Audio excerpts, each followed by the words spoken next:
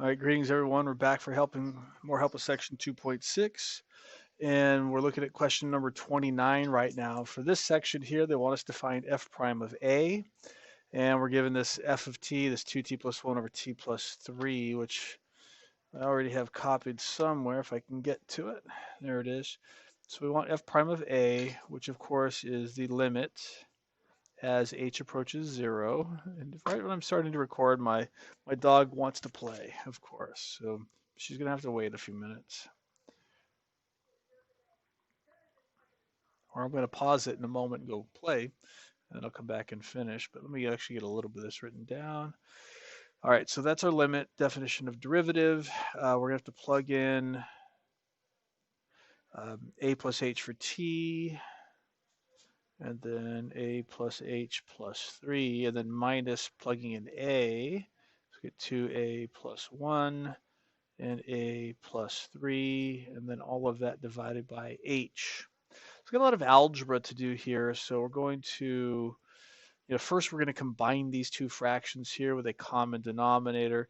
This h is going to move into that denominator, so it's going to look like this for reasons we've talked about before.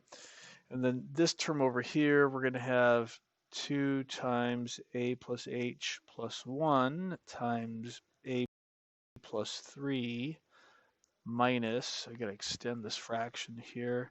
And then this one has to be multiplied 2a plus 1 has to be multiplied by a plus h plus 3 here. So at this point, it's just a lot of work with algebra to work this out. And so we got to distribute here however we want. So you might want to break this down and go 2a plus 2h plus 1 times a plus 3 first, and then minus, and I'll get 2a plus 1. I haven't done anything here. You just got to be careful and go through and do the algebra in order to simplify this. I'll get you started, but I'm not certainly going to finish the algebra for you. I'm going to distribute the a to each three terms, then the 3, so I'll end up with 2a squared plus 2ah plus a plus 6a plus 6h plus 3. And then I got to do this one, and then I got to distribute the minus also. So I'm going to have 2a squared plus 2ah plus 6a. I do that, and then plus a plus h plus 3. When I distribute the 1, and then all of that, don't distribute in the bottom and the denominator. Leave this factored. Forgot a parenthesis up there. It's probably driving all of you nuts. Now when I do this, when I subtract 2a squared minus 2a squared, 2ah minus 2ah, 6a minus 6a, looks like this.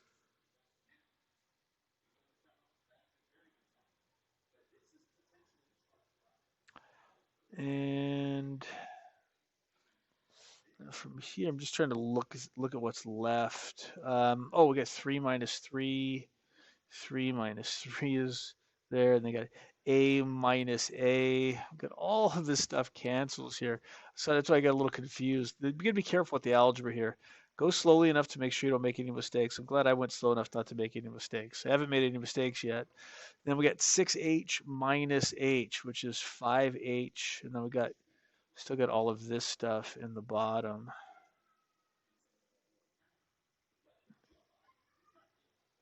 Now here, the h's are going to cancel. These h's are going to cancel. And then let this h go to 0, and the rest should be pretty easy. Let's talk about number 42. A roast turkey is taken from an oven when its temperature has reached 185 degrees Fahrenheit and is placed on a table in a room where the temperature is 75 degrees. So you got to remember 185, and now the room temperature is 75. The graph shows the temperature of the turkey, shows how the temperature of the turkey decreases and eventually approaches room temperature. By measuring the slope of the tangent line, estimate the rate of change of the temperature after 1 hour. Okay, this is something I'm not going to be a lot of help with, okay?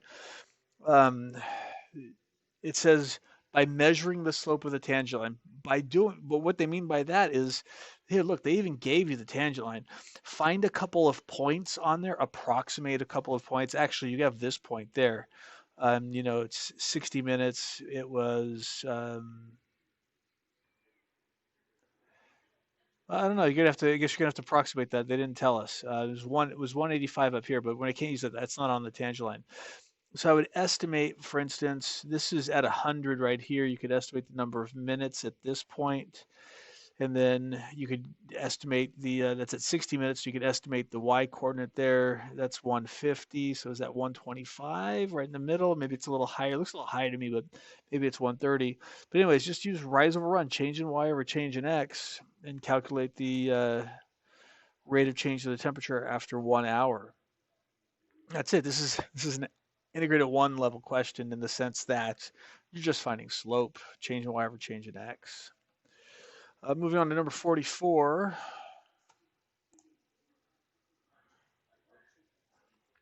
The number n, capital N, of locations of a popular coffeehouse chain is given in the table. Excuse me, I looked away from the text. Is given in the table. The number of locations as of June 30th are given. Okay, so we're talking mid-year for each year. Okay. It says to, in part A, find the average rate of growth. This is AROC, ladies and gentlemen. This is something you did back in pre-cal. Technically, you even did it before that, anytime you're finding the slope between 2 points. So I'm not going to do anything here for you, really. I'll point some things out, but I'm not going to do any of the math because it's AROC. Change in the outputs over the change in the inputs. The outputs are N. So this is going to be for 2007 to 2005, it'll be 15,011 minus 10,241 divided by 2007 minus 2005. And then do that again on those intervals as well. The units are always the units of the output, which is number of locations of popular coffeehouse chain, divided by years, okay, per year, number of locations per year. For B, it says to estimate the instantaneous rate of change in 2005 by taking the average of the two average rates. Okay, the units are the same because it's still the change in the outputs over the change in the inputs. But you did back up in here in part B, you did from 2005 to 2006, and you did from 2004 to 2005. Those are the two average rates they want you to average. Okay, let me try to make sense of this for you. If you remember from day one, when we were trying to approximate the slope of a tangent line, actually it was more like day two, but we're trying to approximate the slope of a tangent line, we used a secant line. All of these values that you calculated in part A are slopes of secant lines. Also remember that the closer the second point is to the point of tangency, the better the approximation, generally speaking. We're looking to do this in 2005, so I want get as close to 2005 as we can. So 2007 to 2005 is not the best choice because I do have a value closer to 2005 than 2007 is. This specifically 2006 is a better approximation. The closest you can get is 1 year away, either in 2004 or 2006. We don't have any data in between. So the best we can do is approximate. And we can approximate is on the smallest interval. But which is better, 2004 to 2005 or 2005 to 2006? We don't have any more data to determine which one's better. So they are suggesting that we just take the two different average rates of change and then take the average, add them up and divide by 2. And that'll be better than just using one of them by itself. But really, if we're just trying to estimate 2005, we could use either one. We could use from 2004 to 2005, or from 2005 to 2006, or this average of the two. Any of those would be just fine for approximations. In part C, it says to estimate the slope, the instantaneous rate of growth in 2005 by measuring the slope of the tangent line.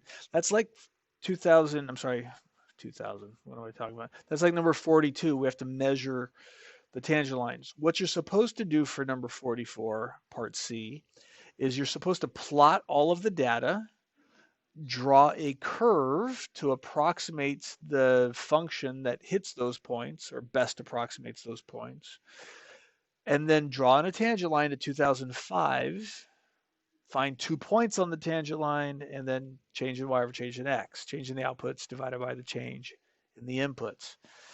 So that's what you're supposed to do. So that's what I'm telling you to go do.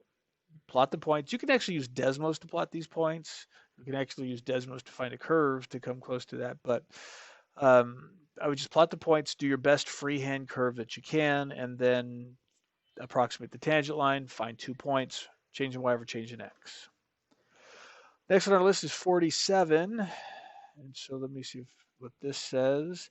The cost of producing X ounces of gold from a new gold mine is C equals F of X dollars. What is the derivative F prime of X? What is the meaning of the derivative F prime of X, and what are its units? Remember, the units are always the units of the output. I guess I don't need 42. I talked about it in general. So it's all, the units we always going to have output units over input units. Always, because it's change in y over change in x. Y is the output, x is the input. So that's why it's always that. There's no magic to this. We said c is equal to f of x represents, I'll get to the derivative part in just a moment. So the cost of producing X ounces of gold from a new gold mine is F of X dollars. So the output is in dollars, and the input is ounces of gold. Okay, so the unit's going to be dollars per ounce of gold. Now, what does the derivative represent? Well, it's a rate of change. When we're in context like this, don't say slope of the tangent line. That's the graphical interpretation. This is the instantaneous rate of change. This is the rate interpretation. So f prime is the instantaneous rate of change of the what? The output. What's the output? The cost. Don't put dollars, okay? Of the cost of producing. I don't have it in my head here. I have to go look. Producing X ounces of gold.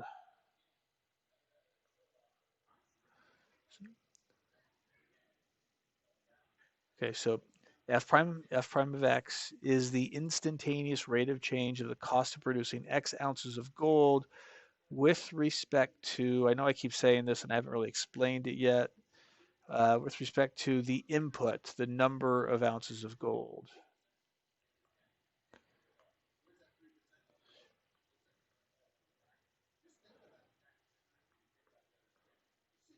I'm abbreviating ounces again with OZ, which is standard as far as I remember. And then it's in, again, it's in, what did I say, dollars per ounce of gold, okay? So it's always the instantaneous rate of change of the output. The output is the cost of producing X ounces of gold with respect to the input. Okay, that's what this always is. So it's telling us how the cost is changing as the number of ounces change. What does the statement f prime of 800 equals 17 mean? F prime of 800 is equal to 17. So it means that the instantaneous rate of change of the cost of producing, what does the 800 represent again? You should answer that question before I do, or at least try to. Better to pause the video and think about it before listening to me. Remember, hopefully you thought about it beforehand, but 800 is the number of ounces of gold because that's what X represents, ounces of gold. So this is the instantaneous rate of change of the cost of producing gold is, I'm going to put the 800 last, but you'll see the wording in a moment. The instantaneous rate of change of producing gold is $17 per ounce when the number of ounces is 800. Okay, or when you're trying to process 800 ounces of gold, it's going to cost you $17 per ounce to process it. Do you think the values of f prime of x will increase or decrease in the short term What about the long term? This is less of a calculus question. So f prime tells you the rate at which the cost of producing this changes. Um, God, I don't even have a good sense of this off the top of my head right now. I would not grade you for part C. That's not a calculus question at the moment. So basically, what it's saying is, if I decide to up this 800 to say 810, will the cost go up in producing the the rate of change, the cost of producing uh, eight, 810 ounces of gold, would that amount go up or go down? Meaning, is it more expensive to produce a little bit more gold or less expensive? Um, is that the way I want to interpret that? Yeah, my brain's not clicking. Will F prime increase? Will this value go up? Well, if I add a little bit more gold, let's say I add 10 more ounces to this, it'll probably be a little bit cheaper to produce a little bit more gold because it doesn't take a lot of extra resources. So I'd say in the short run, it's going to be a little bit less. But in the long run, like if you went from 800 to 8,000, you probably need new facilities, more trucks, more processors, and the cost is going to go up quite a bit. Okay. So short little differences here means it's probably just going to be run a little bit more efficiently and cost a little bit less. But big increases means you're going to need extra resources to produce all that. And so the extra resources are going to cost more money, which means that the cost is going to go up. That's my opinion. But that's, again, not a calculus question. We have one more. I know this is a kind of a longer video. We have only number 53 left. So I want to get through that in this video and not have to get to a different video. Um, 53 says determine whether f prime of 0 exists. And we get that piecewise defined function. So 53 f of x is equal to x sine of 1 over x for x not equal to 0. I think that's what it said. Yeah, and 0 when x does equal 0. So f prime of 0, as we should well know, is the limit as h approaches 0. F of, do this is 0 plus h minus f of 0 over h. Don't do this in terms of a because you're just going to make your life a lot harder. It'll be a little confusing. So 0 plus h is just h. So as h goes to 0 in the limit, remember, that means h is not 0. So that means I'm going to use this part of the function here. So it's going to be h times the sine of 1 over h. F of 0, they told us that's 0 all over, whoops, I put 1 over x. That should have been 1 over h. My apologies. All over h. So if we take a look here, notice that these h's are going to cancel because minus 0, that does nothing. So I end up with just the limit as h approaches 0 sine of 1 over h.